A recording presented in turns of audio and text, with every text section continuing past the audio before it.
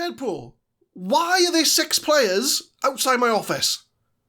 What do you mean we need new players? We're in the promotion places. We don't need that many new players. What are you doing spending £500,000 on players? They're not even that much better than what we've got. I've got registration rules to keep in mind, you know. We've got salary cap. I've got enough players in my squad. I've got to sell people now. You signed me a whole new back line. I don't need a new back line. We got enough players. Right, okay, yes, okay, they look cooler and they can wear spandex, but that's not the point. Oh. He's hung up on me. So, in January, Deadpool signed 6 players for £500,000. He signed me 3 defenders I don't need, a midfielder I don't need, a winger I don't need, and because of that, I've now got to sell players to bring the new ones in. This is how it's going to be, isn't it? Deadpool's just going to sign whoever he wants and screw the team.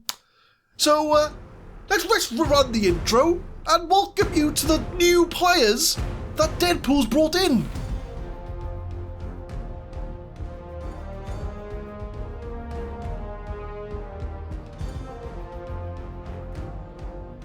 What's going on, guys? My name is Adam, I am a Super Swan, and welcome to episode 13 of the FM21 Deadpool Diaries. And as I mentioned in the intro, Deadpool has signed quite a lot of players. I have to zoom in on this when I do the editing, but all these players have been brought in the January transfer window. And okay, there's a few free transfers here and there, which are the usual under-23 squad bloating that's going on. So we're going to kind of ignore the free transfers because they're not really relevant to who we're going to be looking at. But we are going to look at the paid players that he's brought in for the first half of this episode. Because as a result, I've had to mix the squad up. Because we can only have a certain amount of players registered. We've got a salary cap of £29,000 a week. So naturally, we had to let some players go. But we'll focus on the ins first. And the first signing was Matt Butcher from Accrington Stanley. Who are they? Exactly. We beat them in the last episode. We've signed one of their players, Matt Butcher. He's a 3.5-star ability player. He can play box-to-box and he can play deep-line playmaker. To be fair, he's a good signing. I can't slag him off too much, Deadpool. He's a very good signing. He scored on his debut for us, and it was a long-range shot in the top corner. So Matt Butcher's going to be competing for a place in the midfield. He is joined by Charlie Raglan. We got him in from Morecambe, who got relegated to the Vanarama National last season. He's a 3-star ability centre-back. Arguably didn't need a centre-back. We already had 4 centre-backs, but Charlie Raglan came in. He played 3 games, and then he tore his calf muscle. So he's out for 3 months. So, well done, Deadpool. You signed a player that's injury-prone. So we won't be seeing Charlie Raglan for a while, even though he's a new signing at Wrexham. But we got him in for 40 grand, maybe rising up to 50. So we've got a few free transfers. Again, they're the usual 2-star under-23 signings, so I'm not going to look at them ones. But then he signed Ali Kolke from Bristol Rovers for 150 grand, a 3.5-star left-back that we don't need. We got Conor Bramall at left-back. We don't need another left-back that's 3.5-star, but Ali Kolke comes in. Don't get me wrong, he's a good left-back, I'm not saying he's not, and most of these players are actually really good, but we just don't need them. I don't know why Deadpool's brought them in, but Ali Kolke comes in, 22 years old, 3.5-star current ability, so him and Conor Bramall's going to be focusing on that left-back position. We've signed Joe Wright from Doncaster, 30 grand we paid for him, another centre-back, so that totals 6 centre-backs we have at the club. 3.5-star current ability, 3.5-star potential. We got him in from Doncaster. Again, a fairly decent player. I'm not saying he's not a bad player, but again, it's just a player I don't need. But he comes in as centre-back. We've got Callum Ainley from Crewe for £200,000. He becomes our new highest transfer fee. And he doesn't fit anywhere in my squad. So he's another one that'll get injured. He played 2 games. He's out for 2 to 4 weeks, so we won't be seeing Callum Ainley today. But he can play on the right-hand side, but he's right-footed, so he can't play inside forward. He could play on the left, but arguably Elliot Lister's better than him in that position. We don't really play attacking midfield anymore, so we can't play advanced playmaker, and he's not even that good of a midfielder. So our record signing, I don't know where I'm going to play him. I honestly don't know where I'm going to play him. So Caroline comes in, and the last summer signing, or the last January transfer signing, was Freddie Latipo from Charlton for £12,000. He's a pressing forward, 3.5-star credibility. We've already got NDR, who's scoring for fun. We don't need Latipo, but at least we have our own striker now. So NDR's on loan, but I'm hoping to bring him in permanently next year. But Freddie Latipo, he's played 2 games for us already, scored 1 goal. So that's the ins. Now, as you can imagine, with a lot of ins, we need to kind of clear the squad and make room in the wage budget to get rid of, or to facilitate these players coming in. So we have made some sales, and I'll highlight all the sales that we've got rid of. So first of all, it's Theo Vassell to Walsall. He was our 4th choice centre-back. He couldn't get in the squad anymore. So as we did sign more centre-backs, he was naturally the man to give away. What I have noticed, though, he's already on the transfer list at Walsall. So how much do we sell him for? 39,000, and they put him on the transfer list for how much? 65! They've robbed us. They've already bought him to make a profit. How dare they take advantage of us? But he's gone. Dylan McElhenney, he's gone to Mansfield for 21,000. He's the man that Deadpool sold our captain for. You know, Sean Pearson went to Bradford. Dylan McElhenney came the other way. He was never a starter. He was always rotation. He always came in when we had an injury crisis.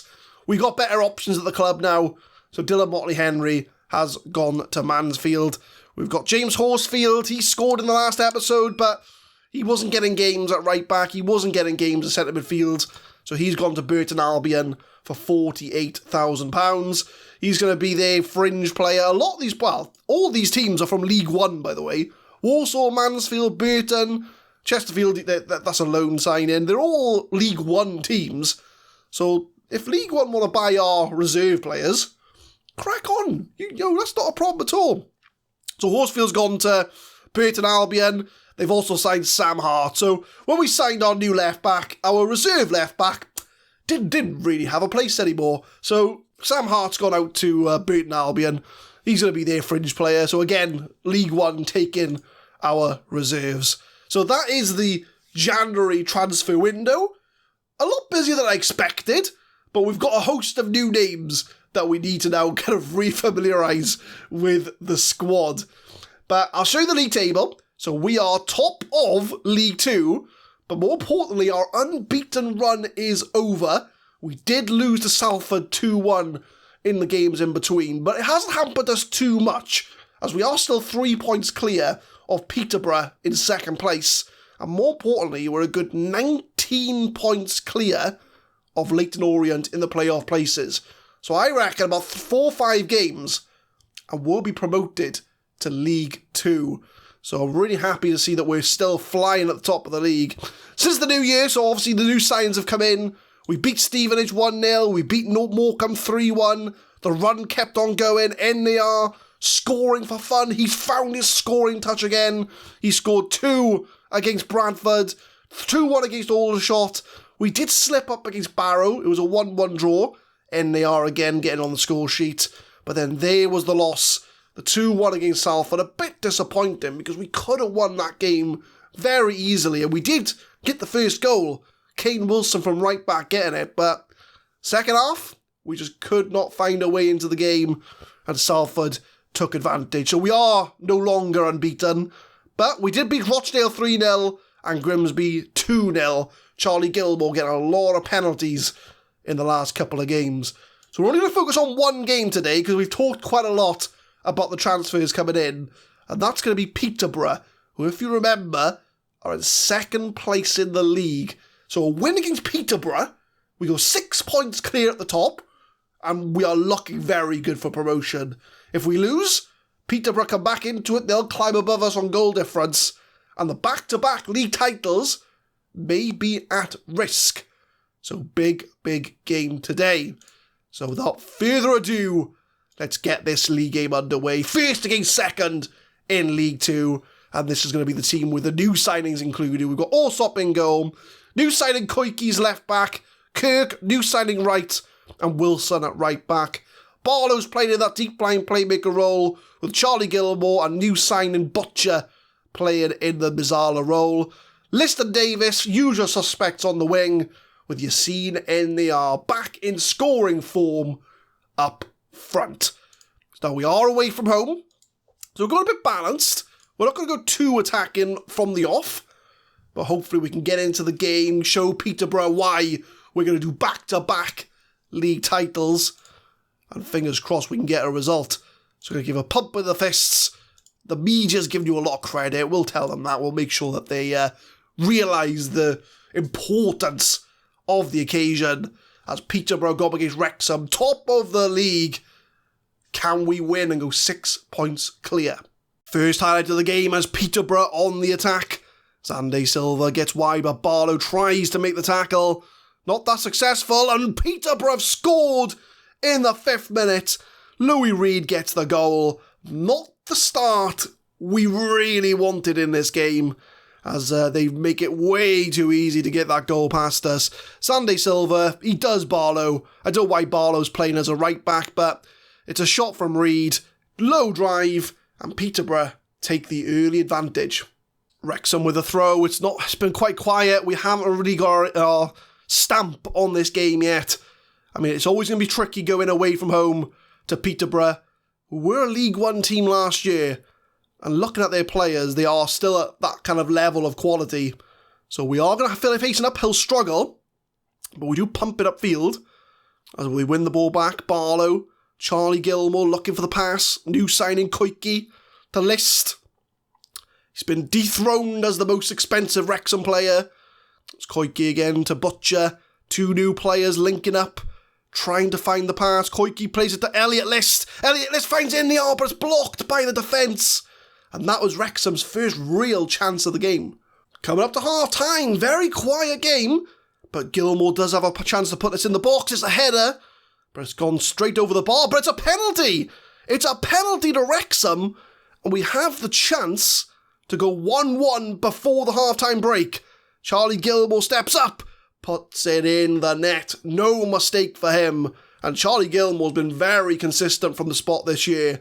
Too bad it hasn't affected our penalty shootouts, but in the league he's been very prolific from the spot, as we do make it 1-1 before half-time, and that is an important step in this game to try and get something from Peterborough. So I'm going to give the outstretch of the arms. I'm going to say I'm happy with the performance so far. Keep it up. I have got a bit more positive since the highlights, but I'm going to keep things the same for now.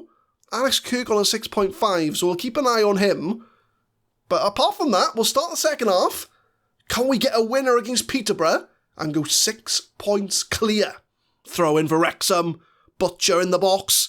Can he play it back, or is he going to try this on his own? Tries it on his own, finds List.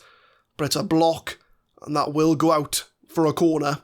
Corner for Peterborough, just about to shout encourage, which, oh, that's a foul though. I seen him trip him up, and Kirk, oh, it's Kirk, we got to bring him off. He was having a poor game before, but come on now. Come on, Allsop, you can save this. No, he can't. He can't save it. Peterborough go ahead from the spot. Louis Reed grabbing the goal. I'm still going to shout encourage to try and pick the players up a bit, as Peterborough do take the lead from the spot. Louis Reed, 8th goal of the season. We're going to make our changes, because poor Alex Kirk, he is having a stinker out there today. Kelleher can come on for him. Who else is underperforming? Jordan Davis, he's not having a good game either. So we'll bring on new signing Ladapo. He can play on the right, can he? Is he left-footed? No, he's right-footed. No, you can't play on there then. NER, you're right-footed as well. Okay, we'll undo that then, because he's not left-footed. Plange, are you left-footed? You are. Luke Plange is left-footed, so he can come on for Davis to play on the right-hand side. So double change. Can we try and get an equaliser? Peterborough on the ball in their own half. They've just scored from the spot. I'd love to get an immediate response from the Dragons. To be fair, at this point in the game, I would very happily take a draw, because that will still mean that we are 3 points clear at the top of League 2, as Zande Silva intercepted. But Peterborough again, relentless on this press. They're keeping at us as they play the ball long upfield. We miss the header. Brooms through. It's 3-1 to Peterborough. We just did poor. We just couldn't handle. We couldn't get the ball off them. And they were just passing it around for fun, waiting for the opportunity. It was a missed header from the defender. Who was it? Who's this? Who are you? Wright. It was a poor defend from Wright. And Broom scores. 3-1 Peterborough. We are out of this game. List from the wing finds Butcher. Tries to find Callum Barlow. It's almost got it in the box, but Peterborough did well to clear it. And Wright, after his mistake from the header, he's got to do something really good here. Wilson to Callum Barlow. Poor pass from him. And unlike Callum Barlow, he's got 17 passing. But we are still on the ball. And like I say, we need to get a goal pretty quick if we're going to find a way back into this game. We've only got 15 minutes to go. I'm pretty sure Flange is offside. And it's not going to count. NAR scores. But he's offside. 77 minutes. We're going to revert to our attacking formation because I want to try and see if we can find 2 goals today. So we're going to move Charlie Gilmore up to advanced playmaker. He scored, but I don't know.